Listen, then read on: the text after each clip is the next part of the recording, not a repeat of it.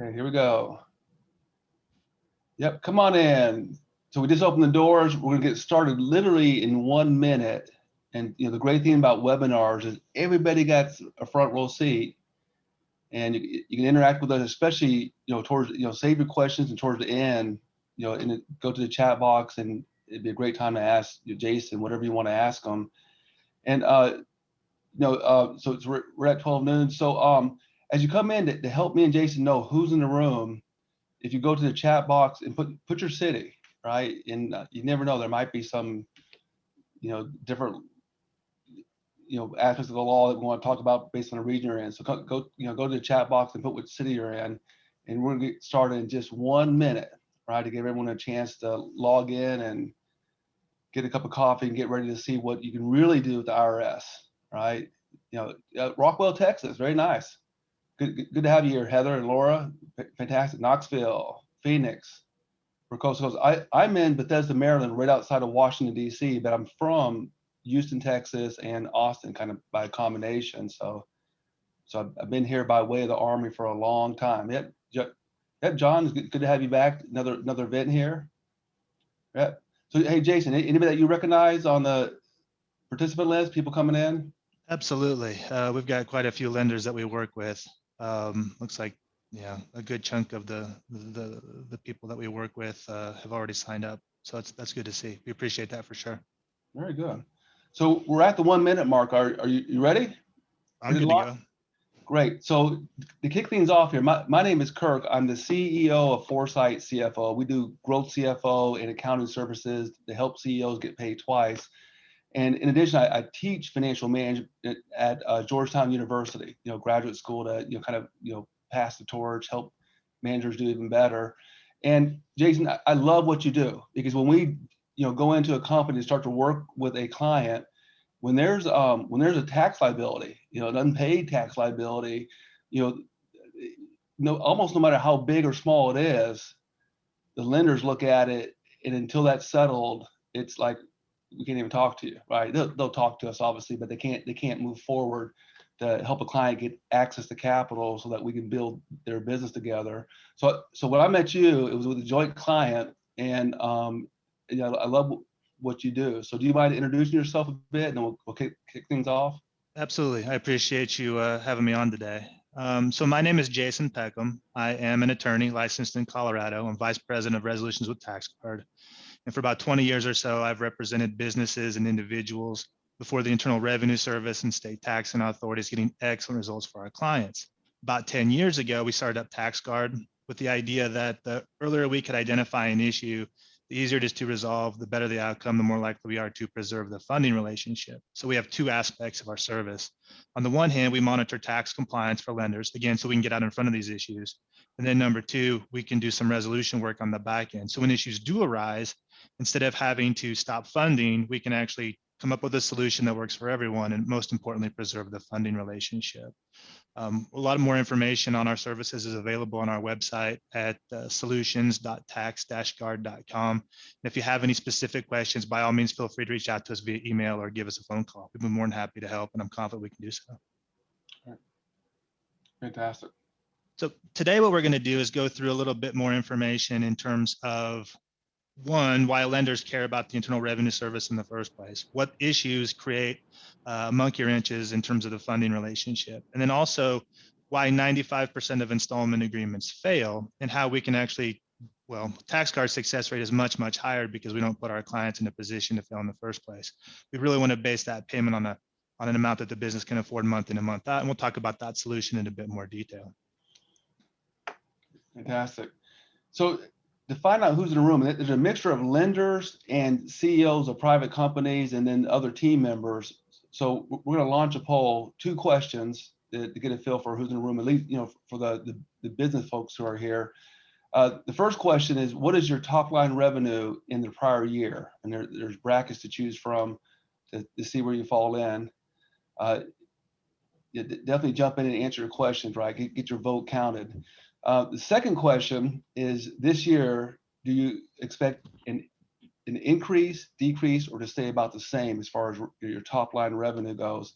and I'll share results, but your individual answers will stay anonymous, right? So we'll see, for everybody in the room here, what kind of what the makeup of our audience is. It's not like the old days where we could interact and ask questions in a workshop. So this is the next best thing to get a feel for who's here. So just give you another minute. If you want to vote, jump in. I'm going to end the poll right now. Let's see. Okay, so for the businesses, pretty good range. You got people across every bracket. 50% are doing 0 to 5 million, and then coming on up, the 5 to 10. You've got 22%, and then it goes up from there. And this is always interesting to me. Like the second question, with all the uncertainties in the COVID economy and kind of whatever the new norm is and how people work and do well, 70% expect to increase this year. So that's a good outlook. The Economist is forecasting a 6% GDP growth in the USA, by year end. The second, the third and fourth quarter really be ramping up. So so good. So there's the results there. Okay, so I'm going to stop, and then we'll get back to the main event here, Jason. Perfect. Let's see. There we go. So the first thing that we're going to look at is essentially why lenders care about the Internal Revenue Service in the first place. And anytime that a lender is going to fund using the accounts receivable as collateral, that lender wants to have, one, a secured interest in the collateral, and two, a priority position. But when we're talking about a lender, we're not talking about a specific lender. We're really talking about any bank, asset-based lender, or factoring company. They really all have the same concerns that we need to address. And again, one, security, and two, priority. When it comes to security, the lender is going to file a document called a UCC1, Uniform Commercial Code 1 document. And as long as the document is completed properly and filed in the right location, usually it's going to be with the Secretary of State's office or with the county clerk. But as long as they dot the I's and cross the T's, they're in good shape. When it comes to priority, not only does the lender want to be secure, but they also want to be in first position relative to everybody else. And the general rule there is first in time, first in right, meaning whoever gets their first slots into first position, whoever gets their second slots into second position, and so on and so forth. Unfortunately, the Internal Revenue Service doesn't play by the same rules. They have what some people refer to as a super priority, meaning that they can leapfrog everyone and move into first position. Problem there, of course, is that creates issues for lenders, and the lenders will stop funding if those issues aren't taken into consideration because they don't want to expose themselves to risk. Let's take a little closer look at the super priority that the Internal Revenue Service has. The lender starts funding, files UCC1, starts funding. For our purposes on day one, that's when the Internal Revenue Service files a federal tax lien. Now, the Internal Revenue Service does not move into first position immediately. Instead, it takes 45 days. So technically, the 45-day rule, which is what controls priority, so it's based on statute, that 45-day rule has two components. It says that the Internal Revenue Service will move into first position based on whichever event occurs first. The lender acquires actual knowledge of the federal tax lien, or 45 days pass from the date the lien was filed, whichever comes first. Now, in practice, the Internal Revenue Service goes off of 45 days because they have no idea when the lender acquires knowledge and they have the burden of proof. So for our purposes today, we're going to go off of the 45-day rule. When that lien gets filed, what that really means then is that the business is now on the clock. There's a 45-day window to resolve the issue, but also do it in a way to take into account the lender's concerns.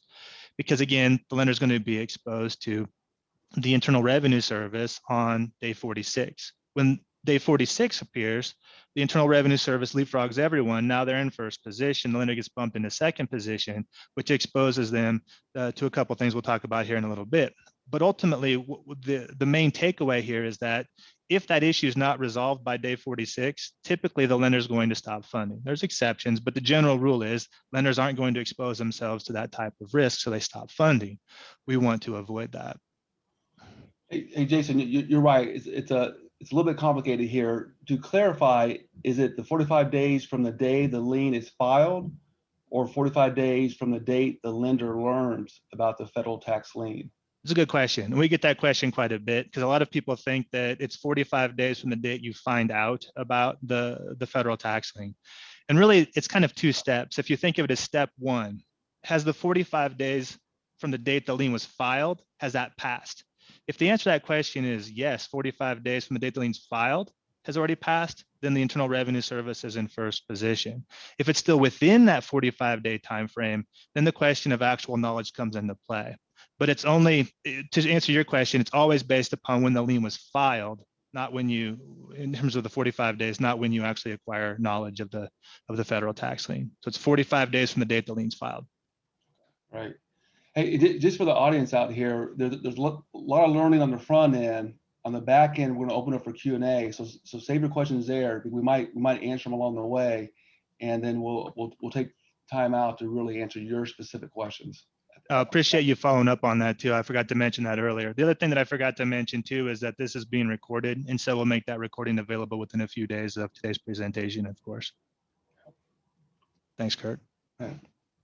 So there's two sources of exposure that the Internal Revenue Service creates for lenders in general. One is levy, the other is something called tortious conversion of assets. For our purposes today, we're going to focus on the levy issue because that's by far the most prevalent and the way that most lenders are going to get burnt by the Internal Revenue Service. In a typical factoring or asset-based lending situation, the business is going to do the work, and then they're going to send their invoice to the debtor, to their client. Once they've done that, then they're going to present the account receivable to the lender for purchase or advance using the funds or using the receivables as collateral. So the lender's going to advance, say 80, 90%, somewhere along that line of the receivable. Now, in a perfect world, the debtor in the normal course of business, they're going to repay the lender, say net 30. Unfortunately, when there's a federal tax liability, the Internal Revenue Service can intervene. And what they can do then is send a letter out to the debtor, to the customer, that says, if you owe money to the business, don't send it to the business, don't send it to the lender. Instead, send it to the Internal Revenue Service. The IRS effectively hijacks those funds. Well, for some businesses, that's going to be a bad day because obviously the lender doesn't get repaid. It's going to throw a huge monkey wrench into cash flow. For others, it could be the end of the business itself. Everything that we do, we want to avoid this specific outcome. And lenders are the same way, right? They don't want to expose themselves to that type of situation. They don't want to be exposed to levy. So they'll stop funding before they ever find themselves in harm's way. And again, what TaxGuard does is ultimately address the levy issue, but also the funding issue, and we make sure that we can preserve funding. And we do that through a two-step process from a 30,000-foot perspective. Step one, we secure an installment agreement. Step two, we secure a subordination of federal tax lien.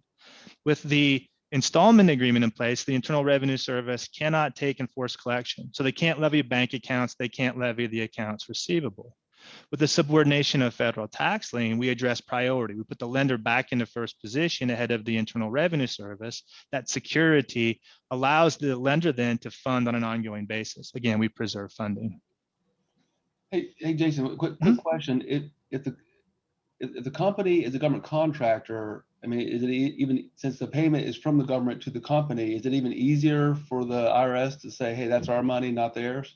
That's a great question. And so government contractors are subject to an entirely different set of rules. What I've described so far in terms of the levy, I'll call it the general way levies work with the Internal Revenue Service. But government contractors are actually a subset or a component of that. They're subject to something called the Federal Payment Levy Program. Uh-huh. So when you invoice the government, you get paid not necessarily by the Department of Defense or whatever agency you're working for, but it all goes through a centralized agency called BFS. Well, they check to see if money is owed to the Internal Revenue Service. And if the Internal Revenue Service has given them that information, yep, they're on the list, they owe money. What they'll do is they'll offset those funds. So when you invoice the government, at that point in time, instead of getting paid like you normally would, the money gets diverted to the Internal Revenue Service through essentially what amounts to an offset. And that's specific to government contractors. And it's also a little different because before the Internal Revenue Service can levy, generally they have to issue what's called a final notice of intent to levy. You get one warning from the Internal Revenue Service in writing before they'll actually take and force collection. But when it comes to the Federal Payment Levy Program, it feels like a few years ago, but I think it was actually 10 years ago, Congress changed the rules and said that you don't have, the Internal Revenue Service does not have to issue that final notice of intent to levy before they can offset through the federal payment levy program. So if you're working with the federal government, you absolutely want to be proactive and get out in front of these issues much, much quicker. You want to be proactive generally, but when you're working with the government and government contractor and invoicing the federal government directly, definitely want to be proactive in that set of circumstances. Yeah, it'd be devastating not to get a payment and not to know you're not getting a payment. Yeah, you were asking earlier about, the Internal Revenue Service. They can be really aggressive and seize assets and take money out of bank accounts and that type of thing. And one of the worst things that we've seen, one of the things we try really hard and we put a lot of effort into making sure that our clients don't get levied in the first place, and we're very successful doing that. But a lot of our clients come on board after they've already been levied by the Internal Revenue Service. And one of the most damaging is through the federal payment levy program, because once the Internal Revenue Service turns it on, it doesn't get turned off until the revenue officer turns it off or it's paid in full. Whereas another, like the account receivable levy, that's a one-time hit. It attaches to whatever was owed at the time that the levy is processed by that business, by the debtor. On the other hand, with the federal payment levy program, it's more continuous. So yeah, it's pretty nasty. So if you've got federal contractors out there and they owe money to the Internal Revenue Service, we definitely want to get working quickly, because we don't want one offset through the federal payment levy program. Yeah, that's really helpful, because GovCon is a big part of our business. That's good. Indeed, especially being there in DC, of course. Yeah. So when it comes to subordination, I think it's helpful to really explain that concept in the concept of a leaderboard. Before the federal tax liens filed, the lender's in first position. The Internal Revenue Service isn't even on the board at all, and that's because they haven't secured their interest. They haven't filed the federal tax lien. They haven't given public notice. Mm-hmm. And once that lien's filed, for the first 45 days, it's lender number one, IRS number two. Of course, that flips on day 46. The Internal Revenue Service moves into first position. The lender gets bumped into second position. And of course, if the issue is not addressed, then the lender typically stops funding at that point in time. But the way we solve for that is through a document called a subordination. With that subordination document, the Internal Revenue Service subordinates, or they give up their first position, voluntarily move into second position, which allows the lender then to move back into first position. The key, though, is that a prerequisite or requirement for that subordination, it's an installment agreement in good standing. You have to have the installment agreement first. Step one, installment agreement. Step two, subordination of federal tax lien.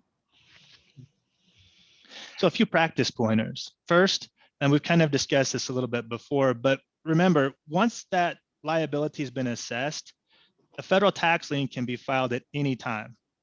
The Internal Revenue Service doesn't give you a warning when they're going to file the federal tax lien. They'll give you one warning about the levy, but they don't give you any warning about the filing of the federal tax lien, which means that once that lien's filed, at most, you're going to have 45 days to address the issue before the lender has to make that decision. Do we stop funding or do we continue funding? We don't want to put the lender in that precarious position.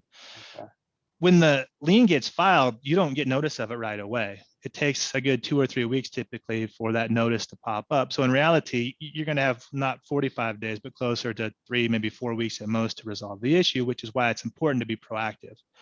If you know you have a federal tax liability, don't wait for the Internal Revenue Service to shoot first. Instead, how we can get involved and be proactive and reach out to the Internal Revenue Service before they do something stupid. And when we're proactive, it's easier to resolve the liability, the outcome is better, and we're more likely to preserve the funding relationship. When dealing with the Internal Revenue Service in general. Jason, how long does it take to negotiate an installment agreement? Good question. So on some level, it takes as long as it takes, which nobody likes that response.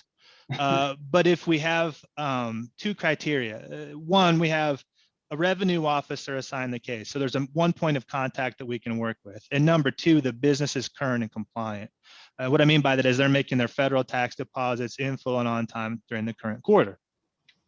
You don't have to do that, but it expedites the process because you don't have to include the current quarter in the installment agreement. So if those 2 things are present, then we can knock out the installment agreement typically in 30 days, give or take. Sometimes it's faster, sometimes it takes a little bit longer. I mean, we've done it in a day or 2. I don't like telling people that because I like to manage expectations, but 30 days is about the right time frame. Okay. So dealing with the Internal Revenue Service in general, there's a lot of difficulty. It's overwhelming. There's a lot of complexity. Now, take into account the lender's concerns as well, which really compresses and tightens up that time frame. So there's additional hurdles, and you have to do them in a much smaller amount of time. That really makes the situation exponentially more difficult when it comes to dealing with the Internal Revenue Service. That's why it's important to work with a good representative who understands a sense of urgency as well as the lender's concerns. For example, again, when we're able to be proactive, we can reach out to the Internal Revenue Service up front and say, do not file the federal tax lien. If you do that, you're going to throw a monkey wrench in the funding relationship. The lender stops funding. That doesn't do us any good because we have to stop making federal tax deposits. We can't make installment payments. Don't do that. Yeah. And typically the response from the revenue officer is, I don't really understand factoring. I don't understand asset-based lending. It's kind of a foreign concept that you're describing because they don't necessarily deal with that on a regular basis. But what I do know as a revenue officer is if I don't file the federal tax lien, I will get in trouble. And there is some truth to that. Revenue officers, like I said, I've been doing this for 20 years. The entire time that I've been doing this, revenue officers have been trained to file the federal tax lien. They can get in trouble if they don't. And there's a provision in the Internal Revenue Manual that says that determination on filing the federal tax lien, it needs to be made within 10 days of the revenue officer being assigned the case. Now, they don't always do that, but that's what the Internal Revenue Manual says to do, which is why a lot of times the Internal Revenue Service, they shoot first and ask questions later. They're known for that. But we understand that. So we understand the lender's concerns. We also understand the revenue officer's position, and we can thread that needle and negotiate a solution that makes sense. And our response is, okay, we get it. If you need to file the federal tax lien, at least wait until we have the installment agreement in place. That way, the bulk of the negotiations are done. The installment agreement gets filed. The installment agreement is finalized. The lien can be filed at that point in time, and that gives us 30 to 45 days to secure the subordination document.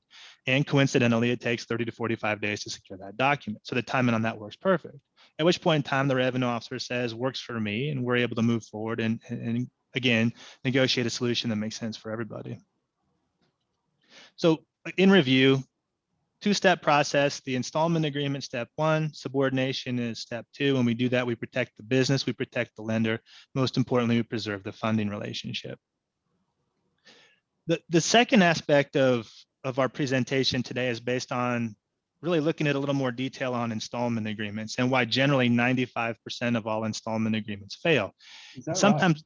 Yeah, it's a large number. And I've never actually been able to find that in writing, but I've worked with a number of revenue officers over the years who have said that. One of them, we submitted a proposal and the revenue officer said, why should we submit it, or why should we even agree to the installment agreement? They're just going to default it anyway. I'm like, well, you don't know that. And then they came back with 95% of all installment agreements fail. And I'm like, that's kind of a jaded view of your job. I wouldn't want to be, you waking up every morning, let's go in, everyone's going to fail. But our success rate is much, much higher because again, we don't put our clients in a position to fail in the first place. The slide, the word debt is on that ball, that heavy weight. And a lot of times the Internal Revenue Service and lenders and even business owners themselves, they think, ooh, I owe too much money to the Internal Revenue Service to actually resolve the issue. And I understand that point of view, but that's actually not the most important question. The most important question is the business viable? Have they stopped the bleeding? Are they making those federal tax deposits in full and on time? If they are, we can negotiate a solution that makes sense. So I think it's first helpful to overcome some of those initial misconceptions. A lot of times when a business owner goes into the Internal Revenue Service on their own, or they bring the local accountant or the local attorney who might deal with the Internal Revenue Service once or twice a year, the first question that they ask is, hey, IRS, what's it going to take to make this thing go away? Or they'll phrase it a little bit different. What's the longest we can stretch out the payments, or what's the lowest payment we can make each month? And these sound like three different questions, but they're really not, because the common thread is you're giving the Internal Revenue Service the ability to frame the issue. And they'll come back in and say something stupid, which is, we require 20% down, the rest of it paid off within 24 months. Now, the frustrating thing is there's nothing in the Internal Revenue Manual that, well, there's nothing in there that supports that claim. But we hear that from revenue officers all the time. And it doesn't make any sense because it's not based upon what the business can afford. And if you're a business owner and the revenue officer says this is the best deal we can do for you, you might think, All right, if it's the best I'm going to get, we need to agree to it and figure out a way to make it work. But if, again, cash flow doesn't support that, all we're doing is setting the business up to fail. And that's really when the dominoes start falling in a very bad way. So you lock yourself into a payment you can't afford, you default the installment agreement, it terminates. Now all of a sudden your subordination goes away, and guess what? You've lost your funding relationship. Mhm. It doesn't make any sense to set up an installment agreement that we know is doomed to fail in the first place. And those monthly payments, they shouldn't be based on an arbitrary time frame. They shouldn't be based upon the size of the liability or commensurate to the size of the liability. Instead, those payments really should be based upon what the business can afford. Again, the idea is kind of threading the needle.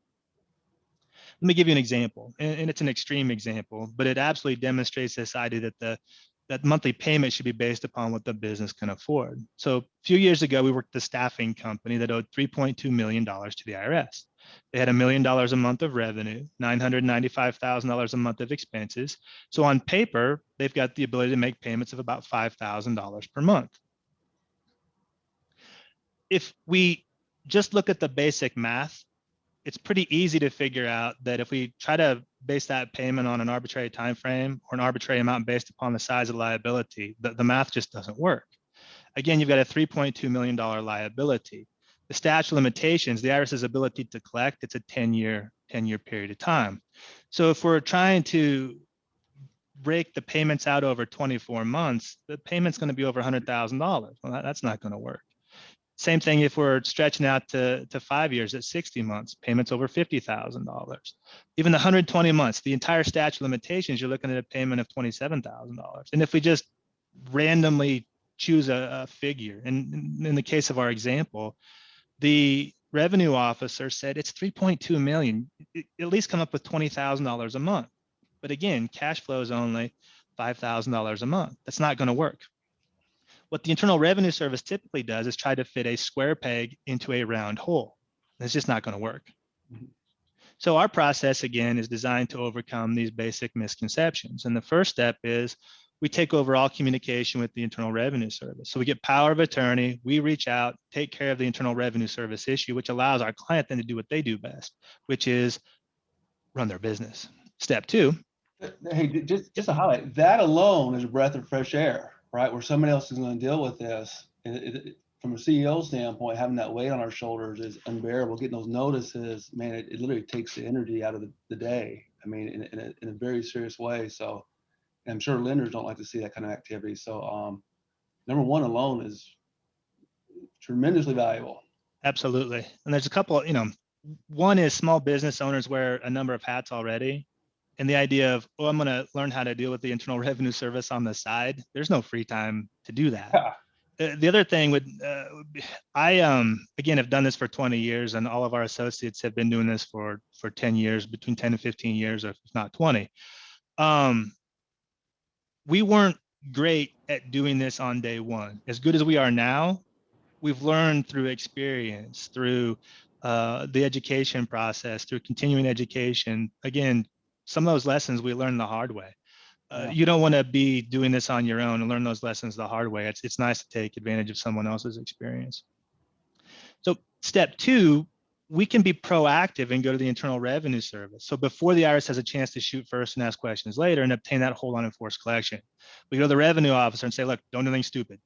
Don't levy bank accounts. Don't levy the accounts receivable. Don't file the federal tax lien, because if you do, it'll throw a monkey wrench in the funding relationship. Instead, give us 30 days to come up with a plan and a proposal to resolve the issue.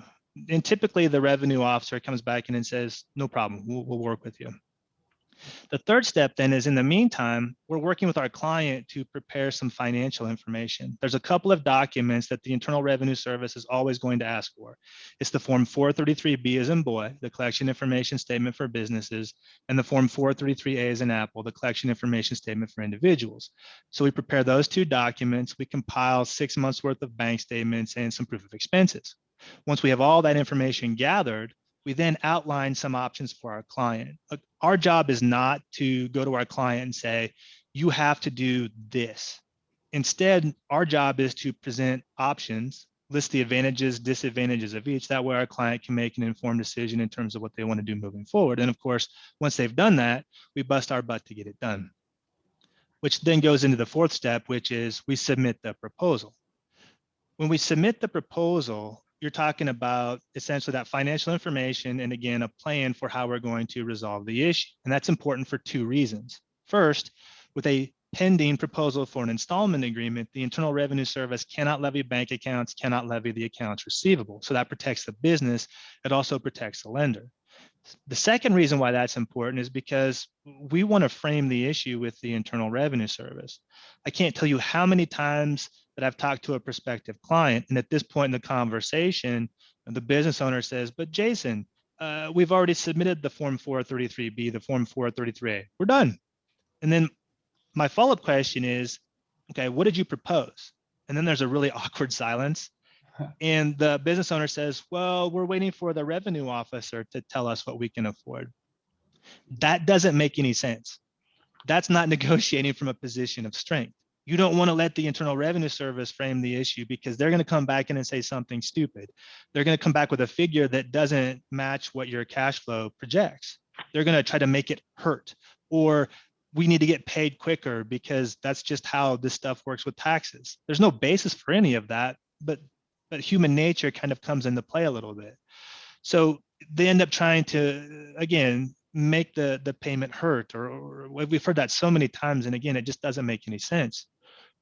We want to frame the issue with the Internal Revenue Service. I mean, you wouldn't let some Yahoo off the street come in and say, this is how you should run your business. And really, the Internal Revenue Service, that revenue officer, most of them have never run their own businesses.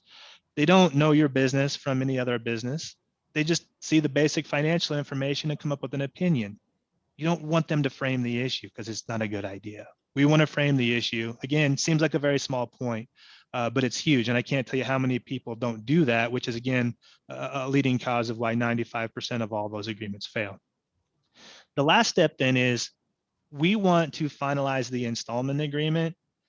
And I'm oversimplifying this step a little bit. And to be transparent, usually when we submit the proposal, the first response from the Internal Revenue Service is no. We're used to that, but we don't take no for an answer. So take, for example, our staffing company when we submitted that proposal for $5,000 a month, the revenue officer said, you've got to be kidding me. It's a $3.2 million liability. Your proposal of $5,000 a month will not cover the accrual of penalties and interest, let alone the original liability. Doesn't make any sense. Our response is pretty simple. It's the only thing that makes sense. You can't make money magically appear. There's no such thing as a money tree, despite all those commercials on TV. And we can't print our own money. We can't rob a bank to get money, because if we do that, we end up in jail and we're off, much worse off. The only thing we have to work with is the business, income, expenses. That's it. Look, what we do, it's not really rocket science, but if you know how the IRS works, or how they're supposed to work, you hold their feet to the fire and you don't take no for an answer, good things happen. In the case of our staffing company, we went back and forth. Jason, you just said something that I think is worth digging into a little bit. What do you mean by how the IRS is supposed to work? What does that mean? Sure. Some of what we do is based on negotiation. Some of it is based upon knowing the internal workings and rules of the Internal Revenue Service. For example, when I say that there's nothing in the Internal Revenue Manual that says that payment should be based upon an arbitrary time frame or an arbitrary amount based upon the size of the liability. The provision that talks about the installment payment, not that anyone cares, but it's section 5.14.2.2 from the Internal Revenue Manual. That provision says that monthly payment should be based upon what the business can afford. Income, expenses, that's it. It gives rise to something called a partial payment installment agreement, and I'll explain the details on that here in a little bit. But if you don't deal with the Internal Revenue Service on a regular basis, you're not going to know that provision exists. Instead, you'll be swayed by the revenue officer who says, well, we need 20% down, the rest of it paid off within 24 months. Again, seems like a small thing, but that's one small example of knowing the Internal Revenue Manual and knowing it just as well as revenue officers, so that we can use it to our benefit. In the case of our staffing company, we went back and forth with the revenue officer and did just that. We said, look, go take a look at section 5.14.2.2. And the revenue officer came back and said, you're right, we can do this. And then we spent 2, 3, 4 weeks going back and forth over and over and over again to demonstrate there's $1 million a month of revenue. There's $995,000 a month of expenses. The difference is $5,000 a month. Give us an installment agreement of $5,000 a month. At the end of that drawn out conversation, the revenue officer threw her hands up in the air again and said, "You're right." And she gave us an installment agreement for $5,000 per month. And I'll explain why this is called a partial payment installment agreement here in just a bit. But if we go back to the last step in our process, step 6, we secure the subordination of federal tax lien. Again, we know the Internal Revenue Service is going to file the lien at some point in time. We want to control the timing by being proactive. And by addressing the subordination, we can preserve the lender's priority, which allows the lender to fund on a long-term ongoing basis, again, preserving funding, which in many cases is the most important part of the entire process. So if we shift gears and really look at the partial payment installment agreement in a bit more detail, again, we've got a $3.2 million liability. The business can afford payments of $5,000 a month. And our statute of limitations is generally 10 years, 120 months. The Internal Revenue Service can only collect during that 10-year window. A lot of times there's a misconception that the Internal Revenue Service can chase you forever or go after your kids and that type of thing. And that's just not the case. There's a 10-year limited window where the IRS can collect. Thank God, right? Indeed. Yes, it could be a lot worse. So we've got a $5,000 a month payment stretched out over 120 months, again, 10 years. You're looking at paying off about $600,000 over time. When the statute of limitations expires, our client can stop making the payment. The IRS can't collect on that debt anymore. Now, it's not a settlement. That's a different process, and that doesn't work nearly as well as a partial payment installment agreement is concerned, because again, remember, if you're dealing with a lender specifically, a prerequisite for that subordination is the installment agreement. So the installment agreement not only puts you in a position where you pay what you can afford, but it also helps preserve the funding relationship. But in this case, you're looking at paying back $600,000 of a $3.2 million liability. It's a great deal. Well, Go ahead. Well, I was going to say 2 questions, right? Can the IRS extend that 10-year period where they can hunt you? They can. There's a couple of essentially administrative procedures. The Internal Revenue Service can ask you to waive the statute of limitations and voluntarily extend it 5 years, but no one would, well, you shouldn't do that. I'll put it that way. Because again, it's voluntary. Yeah. There's also another process where the IRS can go into court and can convert the liability to a judgment. So instead of having a federal tax lien, now it's a judgment lien, and that survives and lives a little bit longer. Again, I've done this for 20 years. I think I've run across that once or twice. So that's not the norm by any stretch of the imagination. Usually when the statute of limitations is extended, it's because the taxpayer, either the business or the individual taxpayer, does something that actually extends out the statute of limitations. One of those things is filing a collection due process appeal. Bankruptcy extends the statute of limitations, and filing an offer in compromise. Yet another reason why the offer in compromise doesn't make a whole lot of sense. They'll actually prevent the statute of limitations from running. So when the offer gets rejected, or you come out of bankruptcy, or the collection due process appeal is finally resolved, it's like time stands still. And the Internal Revenue Service has more time to collect on the back end. The nice thing is that with an installment agreement in place, that statute of limitations does indeed run. So you're looking at a 10-year window, worst case, of paying off the Internal Revenue Service. And then one thing I will mention is, again, this example, it is an extreme example. So the takeaway here isn't, look, with the partial payment installment agreement, you can essentially pay pennies on the dollar to the Internal Revenue Service. That sometimes occurs. But really the takeaway here is, even in a situation where the IRS won't come close to being repaid in full on over time, if you know what you're doing, you hold the IRS's feet to the fire, and you don't take no for an answer, we can set up an installment agreement that's based upon the business's ability to pay. Some businesses will pay off the Internal Revenue Service in full over a 2-year, 5-year, 10-year period of time. Many won't. And so every installment agreement should be based upon the business's ability to pay. If we do that, the success rate, again, is much, much higher than 5%, because we're basing the payment on what the business can afford. Again, not some arbitrary time frame or an arbitrary amount based upon the size of the liability.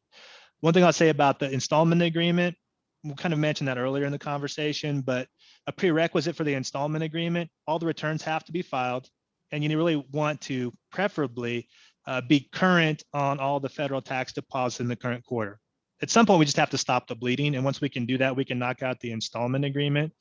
But if we don't have to address the current quarter in the installment agreement, because all the periods have to be included in the installment agreement, we can get the installment agreement knocked out a lot faster. So again, two-step process: installment agreement, subordination. When we do that, we protect the business, we protect the lender, and again, most importantly, we preserve the funding relationship. If you have a specific issue, want to talk to us in a little bit more detail, by all means, feel free to reach out to us again via email. Give us a phone call. That's what we're here for. Either I or Rachel can help. I'm very confident we can do that. And if you want to check out a few more resources, a lot of the information that I've reviewed today, it's on our website at solutions.tax-guard.com. Yeah. Hey, Jason, I got two good questions. The first one from Sandra that's been out there. Do you mind if I ask these questions of you? That'd be great. Okay. So from Sandra, her question is, do I get 45 days once I learn if I learn on the 20th day of the lien filing? Right. And that's a good question. That comes up almost every time we have this conversation. And like, you said before, it's very confusing. The 45-day rule, the 45 days doesn't come off of knowledge. It comes off the date that the federal tax lien was filed. It doesn't matter if we know or not, huh? Correct. Knowledge is irrelevant when it comes to the 45 days. The question then is, if we're inside of 45 days, is there a way that the IRS could jump into first position ahead of or earlier than that 45-day timeframe? And that's where the actual knowledge piece comes in, that second piece of the 45-day rule. Again, that's the black letter law. So for example, I think in the question, it was, if I find out on day 20 and I'm a lender, do I have an additional 45 days? The answer is no, because it's not based upon when you find out.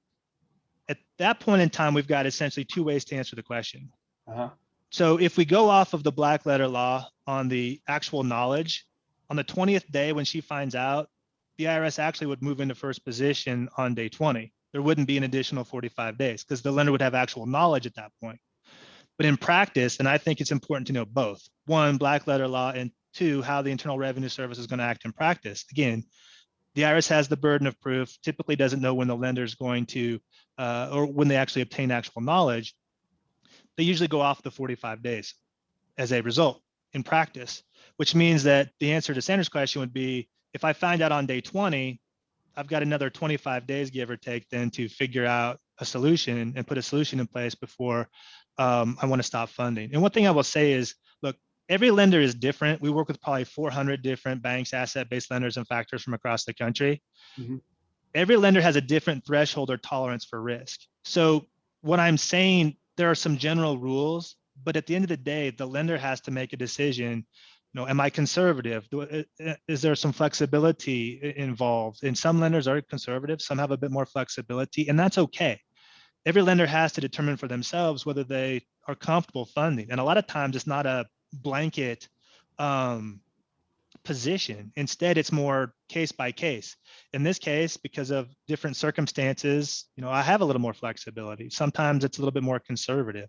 But the key, though, is that if you run into these issues, give us a phone call. We can absolutely discuss them in more detail. And that way you can make an informed decision of, if I continue funding, what's that going to look like? Where's the risk? Where's the exposure? How can we solve for this? As opposed to making a unilateral decision, in which case maybe you lose funding when you don't have to. Yeah, that's great. So a couple more questions here. I got a question from Joe.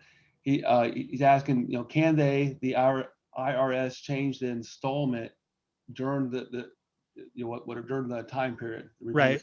So I think that the question is, can the Internal Revenue Service, or more specifically, can you go back in and negotiate a different payment once the installment agreement is set up?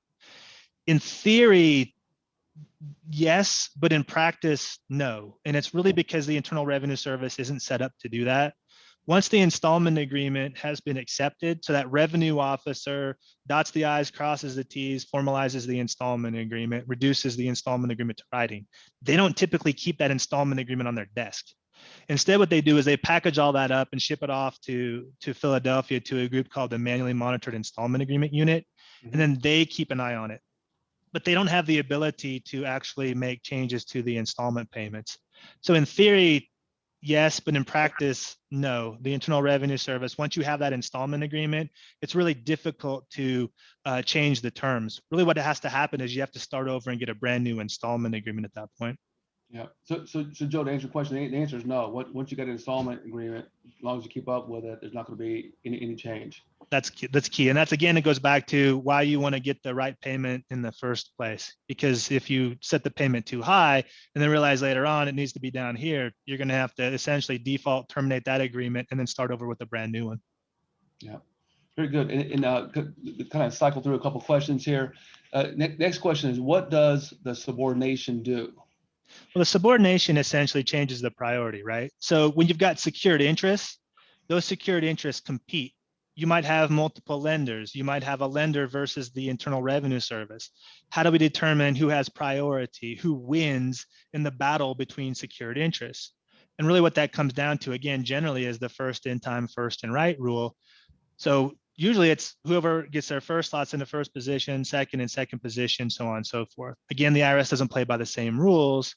So the subordination then is the document that puts the lender back into first position once the Internal Revenue Service's super priorities kicked in.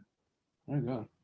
Great. So next question from Anonymous here is, what are your thoughts on the offer in compromise for a very small business? Ooh, that's a very good question.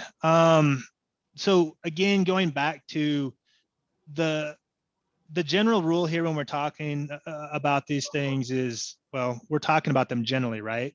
And so every case is different. If you have a specific question, by all means, feel free to give me a call. We can talk about it in a little bit more detail. Generally speaking, offers in compromise for businesses don't really work. And it's because the program itself was really designed for individuals. The Internal Revenue Service doesn't want to give one business an unfair competitive advantage over another. So there's public policy considerations in terms of why the Internal Revenue Service tries to find any reason under the sun to reject the offer in compromise. The other reason is that it's based upon a formula. It's a combination of equity and assets plus disposable income. So if you've got a little disposable income, if you've got some equity and assets, but your liability is small, and I don't know what he means by small, everybody's got a different opinion, but I think of $25,000, $50,000, $100,000, somewhere in that neighborhood, right? And if that's the case, a lot of times when you take into account the Internal Revenue Service's formula, you yield a result that's actually larger than the liability itself, at which point in time the Internal Revenue Service would reject the offer. Additionally, when you're talking about funding, remember that a prerequisite for that subordination document, so we can address the lender's concerns, it's an installment agreement in good standing. The offer in compromise doesn't count. So especially if you're working with a lender, the installment agreement in combination with the subordination works. The offer in compromise, it probably won't get accepted. It doesn't protect the lender from levy, from tortious conversion of assets, and it doesn't allow the lender to obtain the subordination of federal tax lien. So the offer by far is it's not a very good solution in that set of circumstances. Yeah, very good. So, okay, next question is, did you say that the IRS can't levy funds after an installment plan is submitted? Yeah, this is the way the question's worded. That's not exactly what I said, but that's kind of the gist. But again, the devil's in the details. With a pending proposal for an installment agreement. So the IRS actually has to acknowledge that there's a pending proposal for the installment agreement.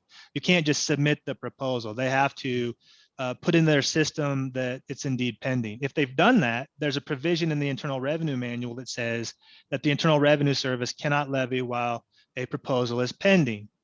Best case scenario, well, I like to plan for the worst, hope for the best. So the worst case scenario, I guess, is that the proposal is rejected. At that point in time, there's a 30-day window to file an appeal. During that 30-day window, the IRS, again, can't levy bank accounts or accounts receivable. So the pending proposal provides some protection.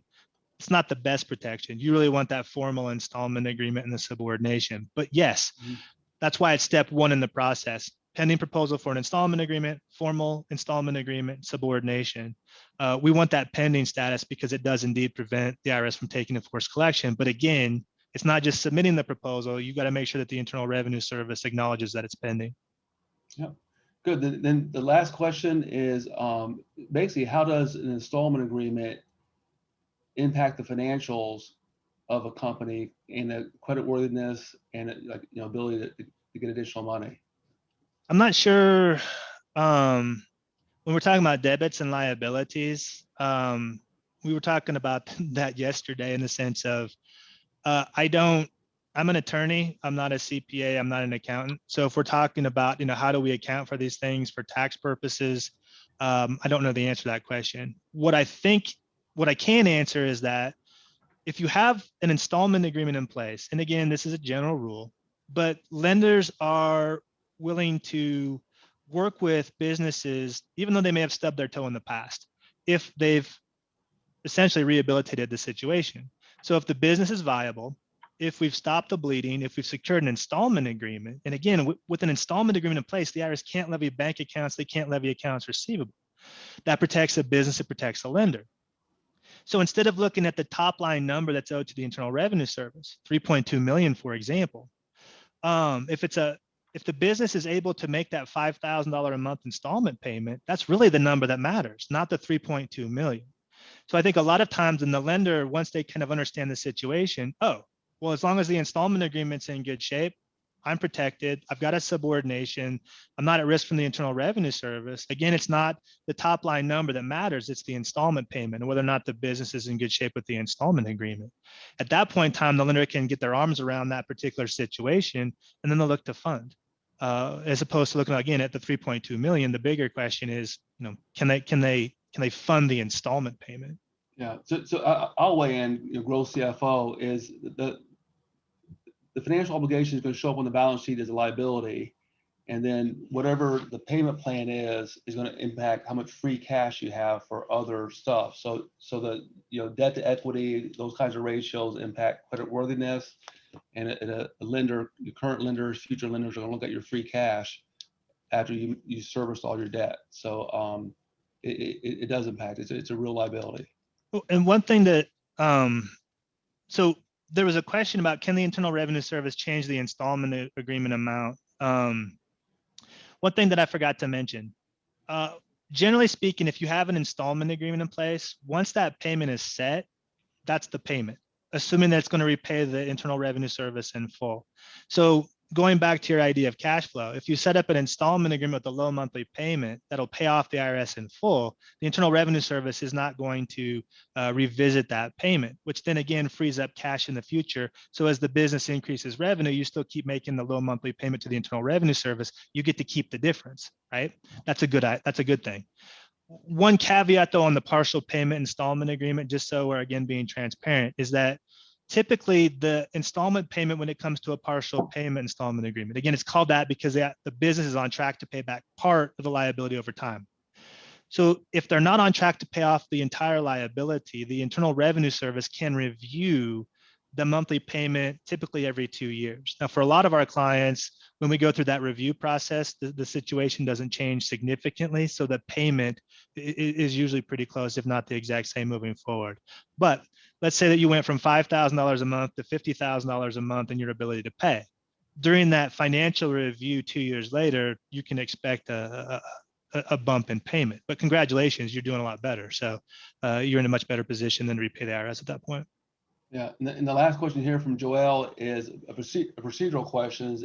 Did you say that the government receivables, from a government contractor can be offset by the IRS before the normal procedure of step like filing a tax lien? Correct. That's Joel. And thanks, Joel, for the question. Yes, when it comes, again, this is specific to the government receivables. The Internal Revenue Service can essentially, what they do is they create a list and then send it to BFS, Bureau of Fiscal Service. It used to be called FMS. And then U.S. Treasury combined a couple of things, I want to say again, a couple of years ago, but I think it was actually 5 or 6. So BFS, before they send out the payment then to the taxpayer, to the business, they'll cross-reference and say, okay, we've got this invoice. Did the Internal Revenue Service include them on the list of businesses that owe money to the Internal Revenue Service? If the answer is yes, that money gets diverted. If they put 2 and 2 together and make that connection. If the answer is no, they're not on the list, then it goes ahead and gets paid to the business. And the scary thing about the federal payment levy program, and again, why it's important to be proactive, is because the Internal Revenue Service does not have to file a final notice of intent to levy before they do the offset. And really, they don't even have to file a federal tax lien. This isn't my area of expertise in the sense of suing the Internal Revenue Service. You may theoretically be able to sue the Internal Revenue Service if you're a lender and say, okay, we're secured, the Internal Revenue Service is not secured. Mhm. So technically those receivables, then that's our money. You need to give it back. But nobody wants to go to the Internal Revenue Service and file a lawsuit and drag that out, time, effort, expense. You might win, you might not. I've never heard of a lender who's actually done that. What I do know is it's like, the toothpaste, you squirt it out of the tube. It's a lot easier to keep it in. Once you squeeze it out, you can't put it back. So it's a lot easier to prevent that offset from occurring in the first place than it is to try to unwind that. Again, it's important to be proactive, and we can help do that. Yeah, great. So let's go to the last slide, and we'll land the plane. Sure. Sounds great. Again, I appreciate it. Yeah. Okay, so where we come in from a growth CFO and accounting standpoint is we help CEOs make sure that the business is viable, and even lenders. If you have a business that's struggling, we're a great partner to start using the numbers so that we increase the bottom line now, service that debt, make sure we keep up with our we're not one of the 95%ers that don't keep up with our tax liabilities, and we work in a way where CEOs get paid twice. They get paid now with bottom line profit, which translates to household income, and they get paid a second time when they have a transferable business and they want to step back. So from succession, they get a second payment. But we help make sure that the business is viable, that cash management, using the financials like a scoreboard, getting the number story right. So to wrap things up, Jason, very much appreciate. This is a topic that most of us don't know much about, and when we need your help, I mean, we're really glad that you're out there and you're an expert in this area. So thank you so much for joining us on this webinar. Thank you. We're definitely a niche, but I think it works great when we all play our roles, right? The lender does their thing, the owner does their thing, the accountant, the CPA does their thing. We all play to our strengths, and we can all partner and obtain a great result for our client. And that's the most important piece. So thanks again for having us. Yeah, it really is. And we're going to send a link to this recording and slide deck out to everyone who participated. And by all means, if any questions at all, just reach out to Jason. He's very responsive and fantastic to work with. So I hope to see you all soon at the next event. Thank you. Thanks, guys. Bye.